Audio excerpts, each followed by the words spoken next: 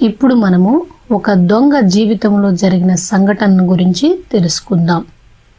అక్కడ ఉన్న ఊరి జనమంతా, ఇదిగో ఆ దొంగ పట్టుకోండి, అదిగో అటువైపే పరిగెత్తుతున్నాడు, రండి రండి పట్టుకుందాం రండి అంటూ ఒక ప్రవాహము వలె అతని వెంట పరిగెత్తుచున్నారు.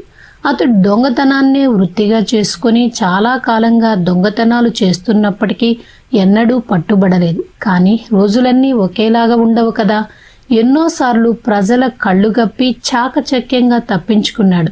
కానీ ఆ దినమున దొరికిపోయాడు. అంతే, అతనిని పట్టుకుని చితకబాదారు. ఆగ్రహంతో రగిలిపోయిన ప్రజలు. వారిలో ఒక పెద్ద మనిషి మాత్రం, దొంగను ఇలా కొట్టి శిక్షించే హక్కు మనకు లేదు, ఇతన్ని జడ్జి గారికి అప్పగిద్దామన్నాడు. ప్రజలందరూ దానికి సమ్మతించి జడ్జి గారికి అప్పగించారు. జడ్జి గారు కేసు విచారణను ప్రారంభించారు. కోర్టు ప్రాంగణమంతా ఆ ఊరి జనంతో కిటకిటలాడింది. విచారణ ప్రారంభమైంది. సాక్షులను ప్రవేశపెట్టారు. వీడు మా కోడి పుంజును దొంగలించాడు, నేను కళ్ళారా చూశాను, కానీ పారిపోయాడు. వీడు మా ఇంట్లో దూరి బియ్యాన్ని దొంగలించాడు, వీడు మా డబ్బును దొంగిలించాడు.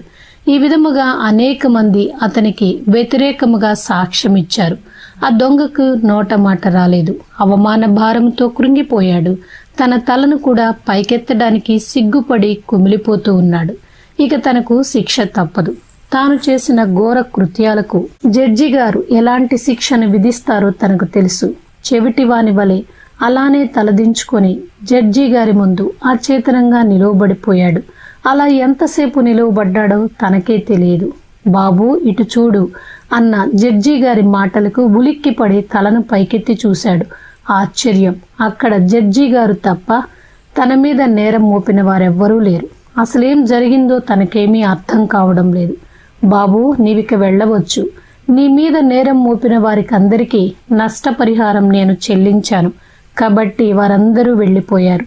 నీ మీద ఉన్న దొంగతనాల కేసులన్నీ రద్దు చేస్తున్నాను. ఇక నుంచైనా కష్టపడి పనిచేసి బ్రతకడం నేర్చుకో. మరలా ఎన్నడూ దొంగతనాల జోలికి పోవద్దు అని ఆప్యాయంగా మందలించాడు జడ్జి.